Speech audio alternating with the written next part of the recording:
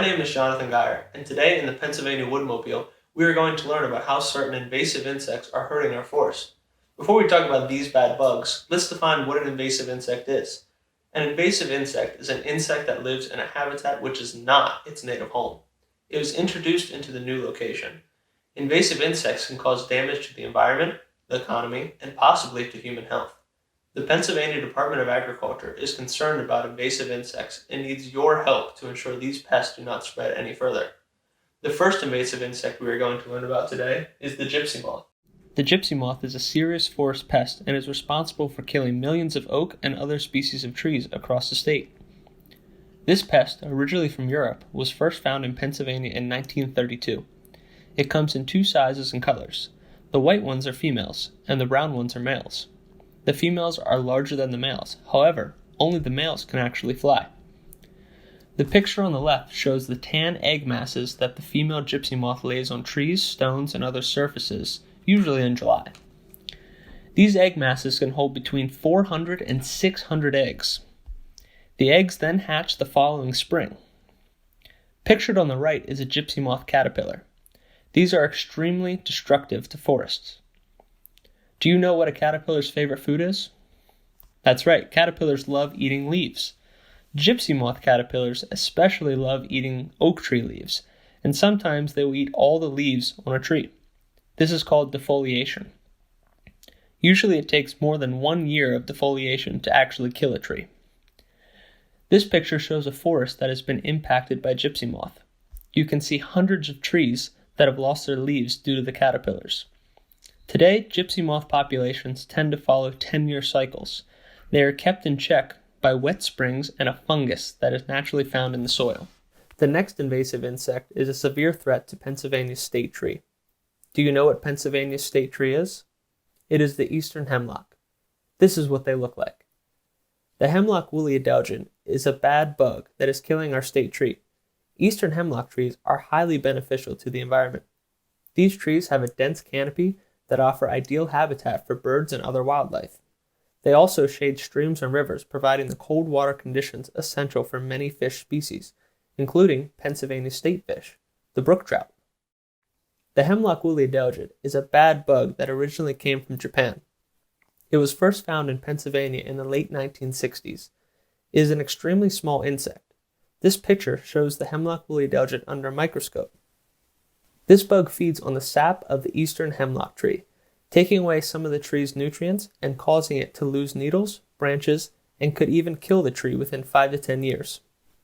The egg masses can be found on the underside of the branches at the base of the needles. They look like tiny cotton balls. These egg masses typically contain between 50 and 300 eggs. Very cold winters help slow the spread of the Hemlock Woolly Adelgid. The emerald ash borer has caused significant damage to Pennsylvania's forest and ash tree populations. This metallic green beetle is roughly half an inch long. It is originally from Asia but was first found in Detroit, Michigan in 2002. It has since spread to 35 states and even into Canada. It was found in western Pennsylvania in 2007 and has now spread to every single county in Pennsylvania and continues to kill ash trees. Ash trees are a very important tree to Pennsylvania. Do you know what the wood of ash trees is used to make? Ash wood can be used to make many things, including furniture, floors, cabinets, and tool handles. At one time, most wooden baseball bats were made from ash trees that grew in Pennsylvania's forest. The adult emerald ash borer feeds on ash tree leaves. After mating, the female borers lay between 60 and 90 eggs in the cracks of the bark. Within a week, the eggs hatch and the larvae bore through the bark and into the tree's cambium, the area just under the bark. They live and feed here for up to 2 years. Pictured is an emerald ash borer larva. They are typically 1.5 inches long. The larvae eat S-shaped tunnels in the tree's cambium layer. The cambium is responsible for transporting water from the roots to the rest of the tree. When this layer is destroyed by the larva, the tree will not survive. When the larva becomes an adult, they will bore a D-shaped hole out of the tree and search for another ash tree. The Pennsylvania Department of Agriculture needs your help to protect our forests from bad bugs like the emerald ash borer. If you are a camper heading out for a trip or just getting firewood for your wood stove, do nature a favor. Don't move firewood long distances because it can potentially transport invasive insects. Instead, buy it where you burn it. Buy certified heat-treated firewood or gather the wood on site where permitted. The forest and future generations will thank you. The next bug we're going to learn about is the Asian longhorn beetle. The Asian longhorn beetle is an invasive insect that feeds on a variety of hardwoods, including maple, birch, ash, poplar, and other trees. This bad bug is native to China and Korea. Currently, it is not in Pennsylvania that we know of, but it is found in states close to Pennsylvania, including Massachusetts, New York, Ohio, and it even has been eradicated from New Jersey. Asian longhorn beetles are approximately 1.5 inches long. They are a shiny black color and have white spots on their wing cases. They have black and white antennae that can be up to twice as long as their body, hence the name longhorned beetle. Female beetles chew depressions into a tree's bark and deposit an egg. This picture shows multiple egg deposits on a tree. After the eggs hatch, the larvae bore into the tree and feed on the tree's cambium. These larvae can actually grow as big as your pinky finger. The larvae then feed deep into the center of the tree, where it will then pupate, or enclose itself in a cocoon, and grow into an adult. Beginning in late July, the adults will emerge from their cocoon and bore a hole straight out of the tree.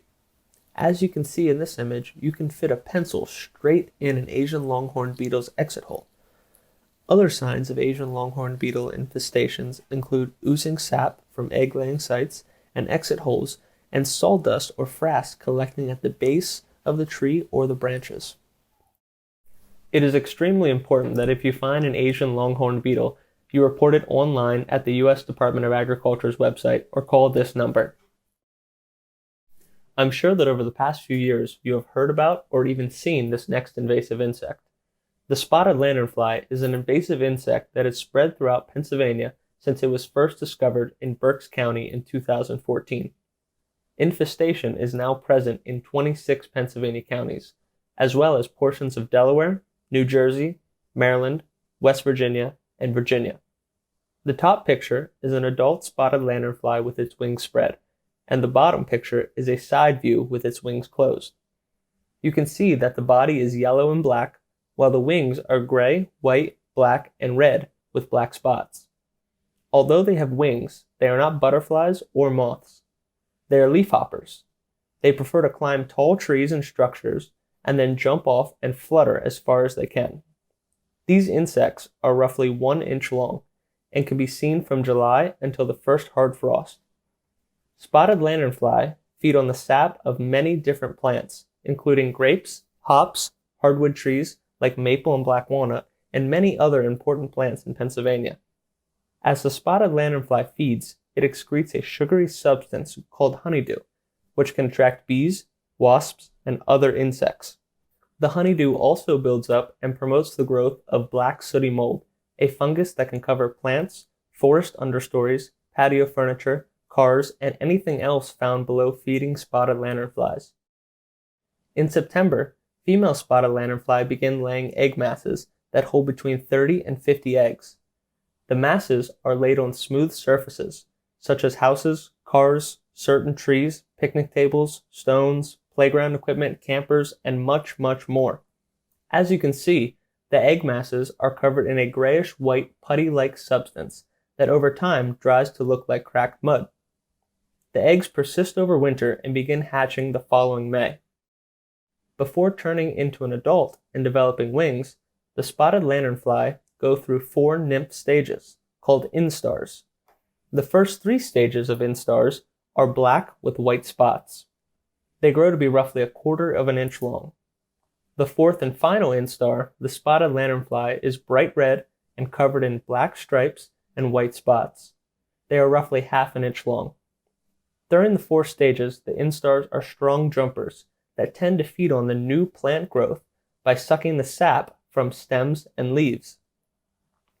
The spotted lanternfly will not harm you, but it will harm our forests, orchards, hop yards, and vineyards. We need your help to stop this bad bug. Please squish any adults or nymphs that you may see. If you find an egg mass, scrape it into a bag or container of hand sanitizer or rubbing alcohol to ensure that all the eggs are destroyed. The spotted lanternfly is a great hitchhiker. You may unknowingly be transporting them to new locations. Be sure to inspect for this invasive pest. Look before you leave. Thoroughly check your vehicles, trailers, and even the clothes you're wearing, because you can accidentally move the spotted lanternfly. Please report all spotted lanternfly sightings on the Penn State Extension website or call 1-888-4-BAD-FLY. The last invasive insect that we will learn about today is the most hideous of all the bad bugs that we've talked about. Unlike most invasives, this bug actually comes from the United States. The Walnut Twig Beetle is native to Arizona, California, and New Mexico. It was found in Pennsylvania in 2011. This beetle is roughly the size of the tip of a sharpened pencil. If you look closely at this picture, you can see the Walnut Twig Beetle pictured on the dime. Although this bug is very small, it has a big impact on the valuable walnut trees that grow in Pennsylvania. The Walnut Twig Beetle carries a fungus that causes thousand cankers disease. When the beetle tunnels beneath the bark of the walnut trees, the fungus is deposited, and cankers begin to grow. As you can see in the picture, a canker is simply a dead section of tree and bark. Over time, repeated beetle attacks and the resulting cankers cause disruption of the movement of water and nutrients throughout the tree, which leads to the yellowing of leaves and dieback of branches. As the disease progresses, larger limbs are killed, followed by the trunk.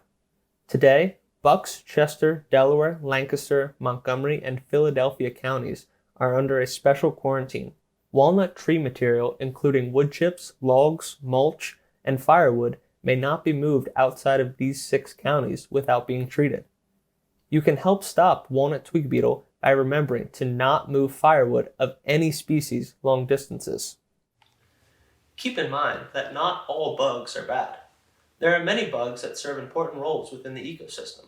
Some bugs are pollinators, others help decompose, and some even serve as a food source for many birds and reptiles. If you happen to see any of these invasive insects that we learned about today, be sure to squish them. And remember, if it's a spotted lanternfly or an Asian longhorn beetle, be sure to report it. Remember, you can help stop the spread of these bad bugs and others by not moving firewood long distances. More information on these invasive insects and others can be found on the Pennsylvania Department of Agriculture's website or the Penn State Extension website. Thank you.